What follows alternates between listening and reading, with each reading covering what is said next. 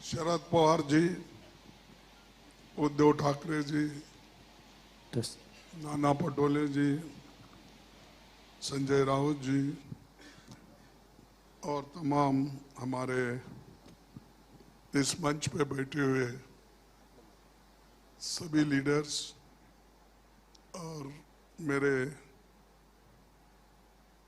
पत्रकार बंधु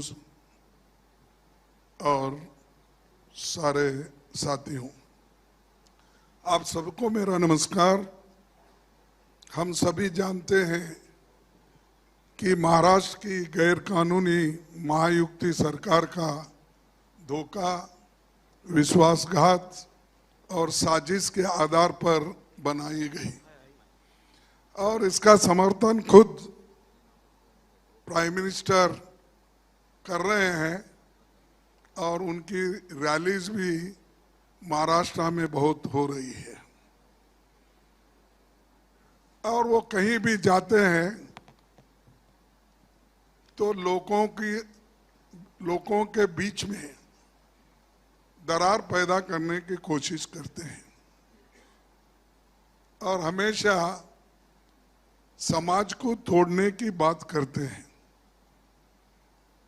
तो ये जो देश के लिए उन्होंने एक गलत तरीके से अपना विचार रख के लोगों को जो भड़काने का काम कर रहे हैं, शायद कोई प्राइम मिनिस्टर ऐसा भड़काने का काम नहीं किया होगा। मैं भी 53 साल से पॉलिटिक्स में हूँ, एमएलए बन के और एमपी राज्यसभा बन के मेरे भी 53 साल हो गए। ऑफ कोर्स हमारे शरद पवार साहब हमसे भी 5 साल आगे हैं क्योंकि वो पहले से ही राजकारण में आए और उन्होंने अपनी ताकत भी रखी महाराष्ट्र में। साथ ही साथ उद्धव ठाकरे जी भी जब आए तब से वो भी पॉलिटिक्स में टिक के रहे हैं। तो मेरा एक ही कहना है कि ये जो विश्वासघात की पॉलिटिक्स चल रही है और मोदी सरकार ने संविधान संस्थाओं का दुरुपयोग कर रही है, धमकी, ब्लैकमेल और लालच से विपक्ष दलों में फूट डालकर उन्हें तोड़फोड़ किया जा रहा है। ऊपर से अन्याय ये हुआ है कि जो असली दल है उनसे उनका पार्टी सिंबल छीनकर भाजपा को समर्थन करने वाले दलों को दिया गया। यानी आप बोलेंगे तो ये कोर्ट का फैसला है, सीईसी का फैसला है। सब चीजें मोदी जी के इशारे पे चलते हैं, इसमें कोई दो राय नहीं है। वो जो कहते हैं वही होता है, लेकिन इस बार इलेक्शन में वो नहीं होगा। ये जनता की लड़ाई खुद जनता लड़ रही है उनके खिलाफ और इस लड़ाई में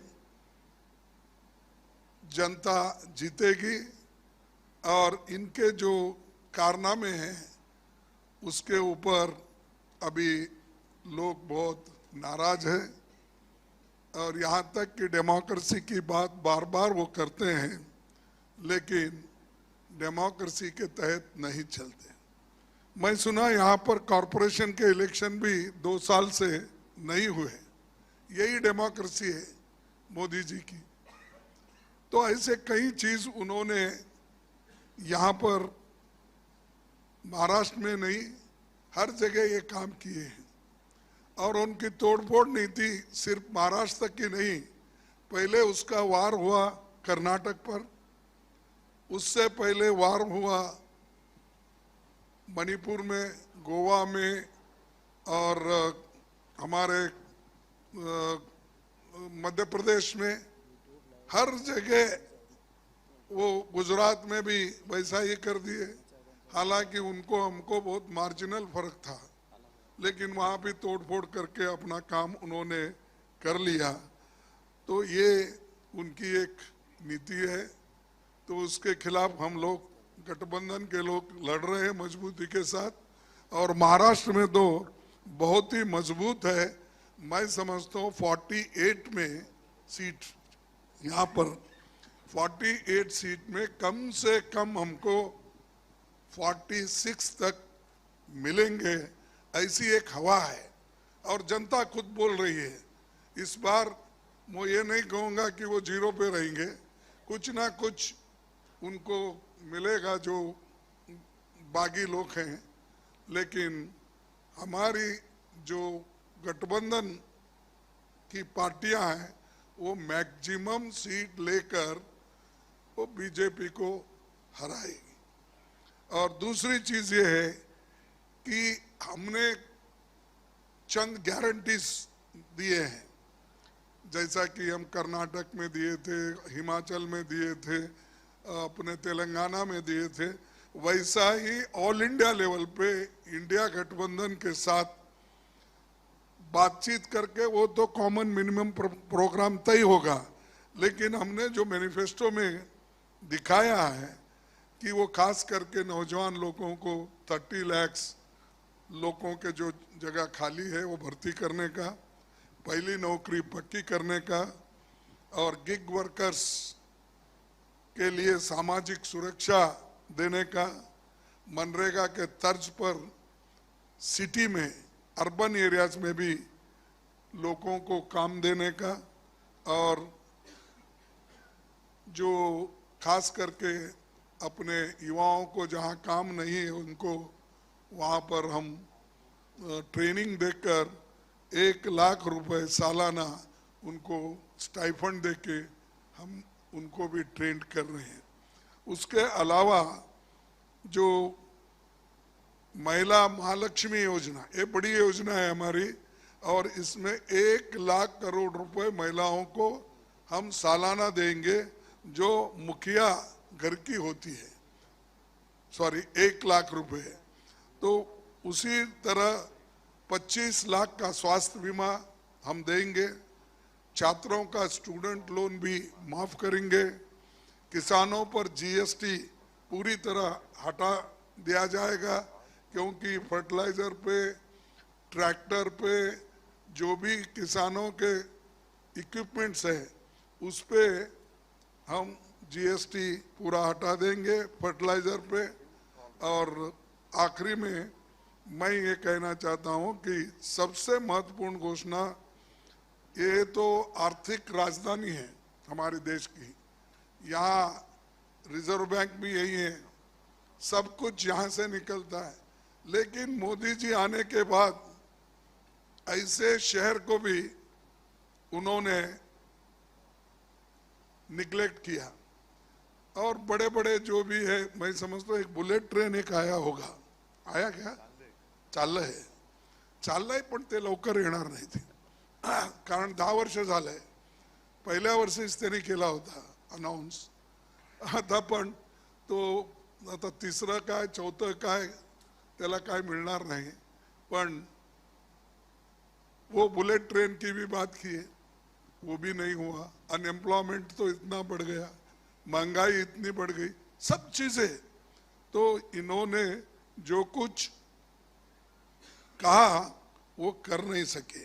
और अगर हम गठबंधन की सरकार आएगी तो हमारा लोग जीएसटी को बदलकर एक सरल सिंगल रेट वाला जीएसटी सबके लिए लागू किया जाएगा। वो फायदेमंद मुंबई को भी होगा, व्यापारियों को भी होगा, और कंफ्यूजन कम होगा। ये हमारी जो मंशा है और ये जो हमने तैयार किया है लोगों के लिए, तो ये हम हमारे आगे आने वाले चुनाव के बाद लागू करेंगे। और मैं ये कहूँगा कि खास करके आज गठबंधन के तरफ सभी लोग देख रहे हैं, और गठबंधन पार्टी के लोग इस बार अपनी सत्ता जमाएंगे और बीजेपी को कुछ नहीं मिलने वाला है, क्योंकि वो बहुत कुछ बोल रहे हैं। कल तो बहुत भाषण किए उन्होंने और बहुत से गालियां भी अपोजिशन को उन्होंने दी। तो हर वक्त हमको देशद्रोही बनाते हैं, वो देशभक्त बनते हैं। और दूसरी एक है कि जो मोदी ने हमेशा बोल रहे हैं कि 5 kg राइस मैं फ्री 80 करोड़ लोगों को दे रहा हूं, तो हम उसको डबल करेंगे आने के बाद।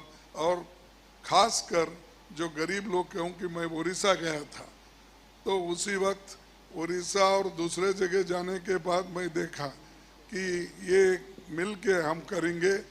हम मिनिमम कॉमन प्रोग्राम में भी इसको लाएंगे और इस बार 5 के बजाय 10 kg हम लोगों को देंगे। ये तो फूड सिक्योरिटी एक्ट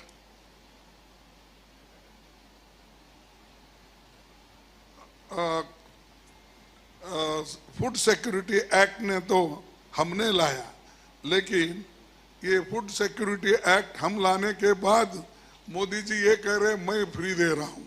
अरे ये तो एक्ट है बनाया हुआ, इसको तो आप निग्लेक्ट नहीं कर सकते। इसलिए हम ये जो असंवैधानिक संस्थाओं का दुरुपयोग भी एक तरफ हो रहा है, जैसा कि ईडी का, सीबीआई का, इनकम टैक्स का, तो खूब दुरुपयोग कर रहे। इसीलिए संविधान को बचाने के लिए और गुड गवर्नेंस के लिए ये जरूरी है कि हम लोग मिलके इसको करना है। तो कम से कम इस बार हम लोगों को एक होने के बजाय ज़्यादा से ज़्यादा हमको जनता को फायदा होगा और हम ये करके रहेंगे। और ये जो गलत तरीके से वो सबको धमका रहे, ईडी का, सीबीआई, उसका, ये धमकी अब आगे नहीं चलेगी जब गठबंधन की सरकार आएगी। और जो कुछ भी हो रहा है उसके बारे में और भी हमारे नेतागण बोलेंगे। बस मैं इतना कह के अपनी बात को समाप्त करता हूँ। अगर आपके कोई क्वेश्चन है बाद में लूँगा, हमारे नेता लोग बोलने के बाद।